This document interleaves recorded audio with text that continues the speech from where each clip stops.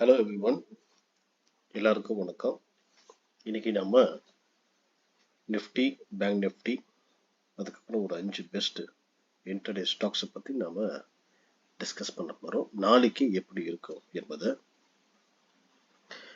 என்னுடைய ப்ரீவியஸ் வீடியோவில் என்ன சொன்னேன், அந்த ஸ்டாக் எப்படி பெர்ஃபார்ம் பண்ணிச்சு, அது எல்லாமே டிஸ்கிரிப்ஷனில் கொடுத்துருக்குறேன். நீங்கள் தாராளமாக பார்க்கலாம். அது மட்டும் இல்லை, லைவ் அப்டேட், அதாவது இன்னைக்கு நான் வீடியோவில் போடக்கூடிய ஸ்டாக்ஸ் சம்பந்தமாக லைவான அப்டேட் வந்து நான் என்னுடைய டெலிகிராம் சேனல்லையும் வாட்ஸ்அப்லையும் நான் கொடுப்பேன். அதனுடைய லிங்க்கும் நான் கொடுத்துருக்குறேன். ஸோ யாருக்கு இன்ட்ரெஸ்ட் இருக்கோ நீங்கள் தாராளமாக அந்த லிங்கை பயன்படுத்தி ஜாயின் பண்ணிக்கலாம். ஸோ இப்போ நம்ம இண்டெக்ஸை பார்க்கலாம். அதாவது நிஃப்டியும் பேங்க் நிஃப்டியும் நம்ம டீட்டெயிலாக அனலைஸ் பண்ணலாம். அதுக்கப்புறம் நம்ம ஸ்டாக்ஸை பற்றி பார்க்கலாம். ஸோ இது வந்து நிஃப்டியுடைய சார்ட்டு. ஸோ அன்னைக்கு நான் என்ன சொன்னேன் அப்படின்னா, நிஃப்டி வந்து 21,270க்கு மேலே பை பண்ணுங்க அப்படின்னு சொன்னேன். ஸோ டார்கெட் வந்து ஒரு 100 புள்ளிகள் கொடுத்தேன், அதாவது 21,370. ஆனால் ஃப்ரைடே எது வரைக்கும் போச்சு அப்படின்னா 21,390 வரைக்கும் போச்சு. ஸோ ஆல்மோஸ்ட் நம்முடைய டார்கெட் ஹிட் ஆயிடுச்சு. அதுக்கப்புறம் திருப்பியும் ஒரு கரெக்ஷன் வந்தது. திருப்பியும் அதே லெவல், அதாவது கிட்டத்தட்ட 270, 21,232 லோ வந்து திருப்பியும் 270 பிரேக் பண்ணி ரெண்டாவது தடவை அந்த 370 டச் ஆயிருக்கு. ஸோ ஆல்மோஸ்ட் ஒரு 2 தடவை ஃப்ரைடே வந்து நம்ம லெவல் வந்து திருப்பியும் டார்கெட் 100 புள்ளிகள். ஸோ கிட்டத்தட்ட 200 புள்ளிகள் நம்மளால கேப்சர் பண்ண முடிஞ்சது. ஸோ யாரெல்லாம் அந்த லெவலில் வாங்கியிருந்தீங்களோ தாராளமாக ஒரு 2 டைம்ஸ் 200 புள்ளிகளை நீங்கள் கேப்சர் பண்ணியிருக்கலாம்.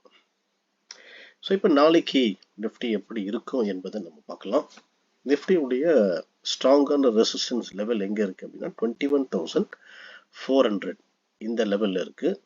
ஸ்ட்ராங்கான சப்போர்ட் வந்து 21,225 லெவல். ஸோ இந்த ரெண்டு லெவல் ரொம்ப ரொம்ப முக்கியமான லெவல்ஸ் நாளைக்கு.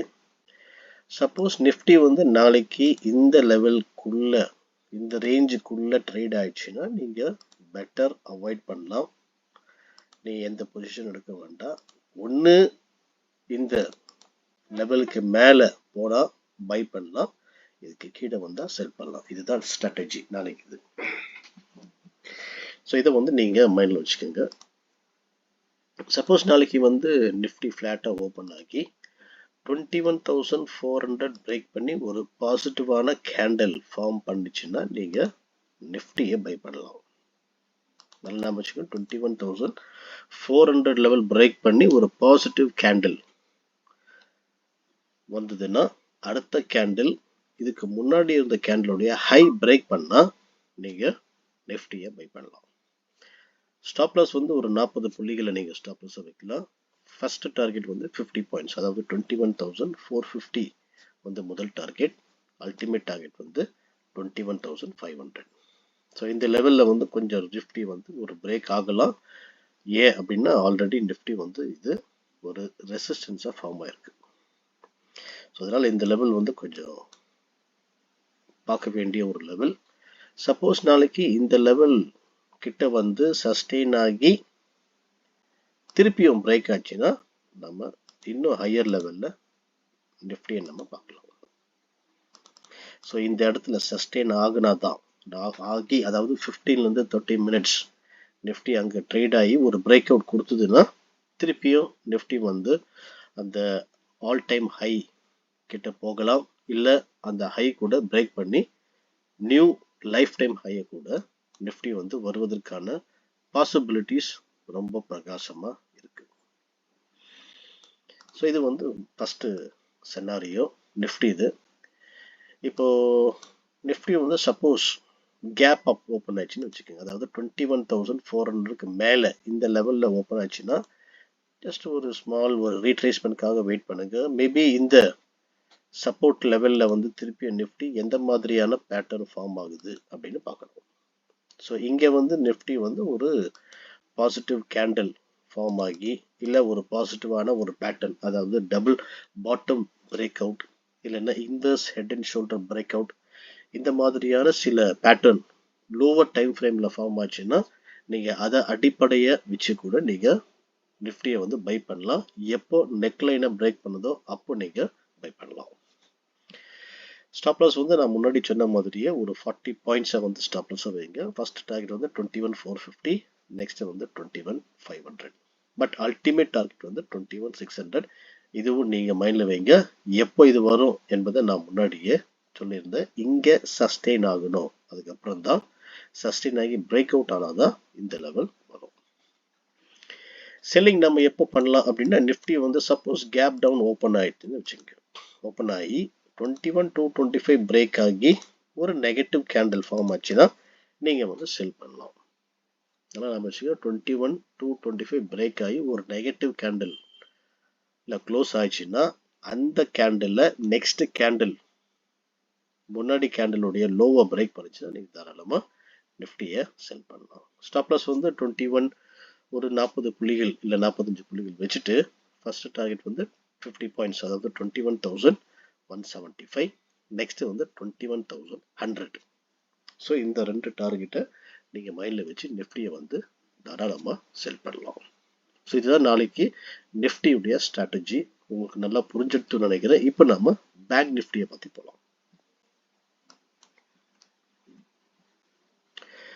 பேங்க் நிஃப்டி வந்து இதுக்கு முன்னாடி ப்ரீவியஸ் வீடியோவில் நான் என்ன சொல்லியிருந்தேன்னா, பேங்க் நிஃப்டி வந்து 47,625 கீழே பிரேக் பண்ணால் நீங்கள் செல் பண்ணலாம் சொல்லியிருந்தேன். பட் காலையிலே கொஞ்சம் பிரேக் பண்ணால் கூட அந்த 625 லெவல் பிரேக் ஆகாமல் அதுக்கு மேலேயே ட்ரேட் ஆயிடுச்சு. ஸோ இந்த லெவலில் வந்து ஒரு 47,900 லெவலில் நான் வந்து ஒரு பை கால் கொடுத்தேன் லைவ் மார்க்கெட்டில். டார்கெட் வந்து 48,050 கொடுத்துருந்தேன். சாரி, ஹை வந்து பார்த்தீங்க அப்படின்னா 48,073 வரைக்கும் போயிடுச்சுன்னு நினைக்கிறேன். சாரி, 71 வரைக்கும் போயிருக்கு. ஸோ ஆல்மோஸ்ட் ஒரு 150 புள்ளிகள் மார்னிங் ஹவரில் நமக்கு பேங்க் நிஃப்டியில் கிடைச்சிருக்கு. ஸோ அதுக்கப்புறம் வந்து பார்த்தீங்க அப்படின்னா அங்கேருந்து ஒரு ஃபால் வந்து அந்த 625 பிரேக் பண்ணி ஃபர்ஸ்ட் டைம் என்ன லோ வந்தது பார்த்தீங்கன்னா 421 வரைக்கும் வந்திருக்கு.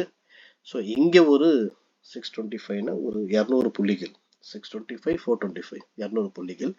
அதுக்கப்புறம் பார்த்தீங்க அப்படின்னா திருப்பியும் ஒரு பவுன்ஸ் பேக் ஆகி இங்கே ரெசிஸ்டன்ஸ் ஃபேஸ் பண்ண முடியாமல் திருப்பியும் அது பிரேக் ஆகி 415 கிட்ட திருப்பியும் பேங்க் நிஃப்டி வந்திருக்கு. ஸோ 2 தடவை பேங்க் நிஃப்டி கூட 200 புள்ளிகள் உங்களுக்கு ஈஸியாக கிடைச்சிருக்கு. ஸோ ஷார்ட் அடிச்சவங்க கண்டிப்பாக ஒரு 400 புள்ளிகள் பேங்க் நிஃப்டியில் நீங்கள் பார்த்துருக்கலாம்.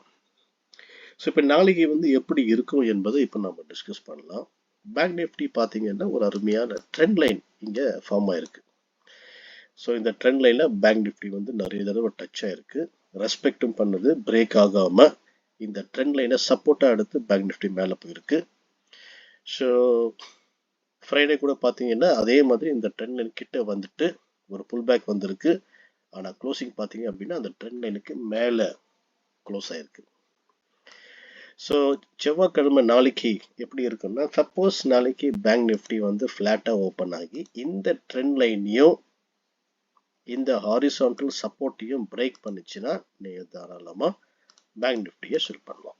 அதாவது 47,400 லெவல் பிரேக் பண்ணி ஒரு நெகட்டிவ் கேண்டில் 15 மினிட்ஸ் டைம் ஃப்ரேமில் ஃபார்ம் ஆச்சு அப்படின்னா அடுத்த கேண்டில் முன்னாடி கேண்டிலுடைய லோ பிரேக் பண்ணிச்சுன்னா தாராளமாக நீங்கள் செல் பண்ணுங்க.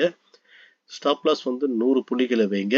ஃபர்ஸ்ட் டார்கெட் எப்பவுமே சொன்ன மாதிரி ஒரு 100 பாயிண்ட்ஸ் நீங்கள் டார்கெட்டாக வைக்கலாம். That is 1:1. ரெண்டாவது வந்து 150 புள்ளிகள். ஸோ இன் டோட்டல் 250 பாயிண்ட்ஸை நீங்கள் ஸ்டாப் லாஸ் டார்கெட்டாக வைக்கலாம். அல்டிமேட் டார்கெட் வந்து 47,000 சைக்கலாஜிக்கல் லெவல் வந்து அல்டிமேட் டார்கெட்டை நீங்கள் கன்சிடர் பண்ணலாம். இது வந்து ஃபர்ஸ்ட் செனாரியோ பேங்க் நிஃப்டி. இது அடுத்த செனாரியோ பார்த்தீங்க அப்படின்னா, சப்போஸ் பேங்க் நிஃப்டி வந்து ஒரு கேப் டவுன் ஓப்பன் ஆயிடுச்சுன்னு வச்சுங்க, அதாவது 47,400க்கு கீழே ஓப்பன் ஆயிடுச்சுன்னா வெயிட் பண்ணுங்க ஒரு புல் பேக்குக்கு. திருப்பியும் இந்த லெவலில் வந்து எந்த மாதிரியான பேட்டர்ன் பேங்க் நிஃப்டி ஃபார்ம் ஆகுது பாருங்க.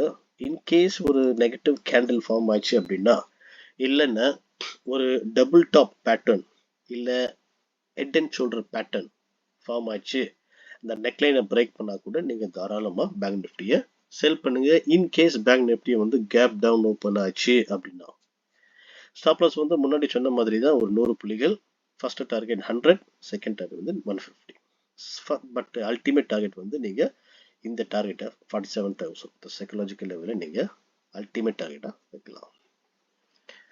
சப்போஸ் மூணாவது சினாரியோ என்ன அப்படின்னா, சப்போஸ் வந்து பேங்க் நிஃப்டி கொஞ்சம் கேப் அப் ஓப்பன் ஆகி இந்த இடத்துல அதாவது 47,765 கிட்ட வந்து ஒரு பாசிட்டிவ் கேண்டில் ஃபார்ம் ஆயிடுச்சு அப்படின்னா பேங்க் நிஃப்டியை நீங்க இங்க பை பண்ணலாம்.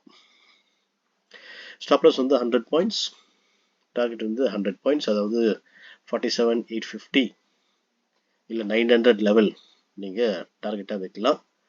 அல்டிமேட் டார்கெட் வந்து 48,050, அதாவது அன்னைக்கு போன அந்த ஹையை கூட நீங்க அல்டிமேட் டார்கெட்டா வைக்கலாம். இல்லைன்னா இந்த ஒரு ஸ்ட்ராங் ரெசிஸ்டன்ஸ் ஒன்று இருக்கு பேங்க் நிஃப்டி இது, அதாவது 48,200 லெவல், அதை கூட நீங்க அல்டிமேட் டார்கெட்டா நீங்க பேங்க் நிஃப்டியில கன்சிடர் பண்ணலாம். In case bank Nifty gap up open ஆகி இந்த லெவல் அதாவது 47,765 பிரேக் ஆகி ஒரு பாசிட்டிவ் கேண்டில் ஃபார்ம் ஆச்சுன்னா இந்த மாதிரியான சிச்சுவேஷன்ஸ், இந்த மாதிரியான லெவல்ஸ் நீங்க எக்ஸ்பெக்ட் பண்ணலாம் பேங்க் நிஃப்டியில.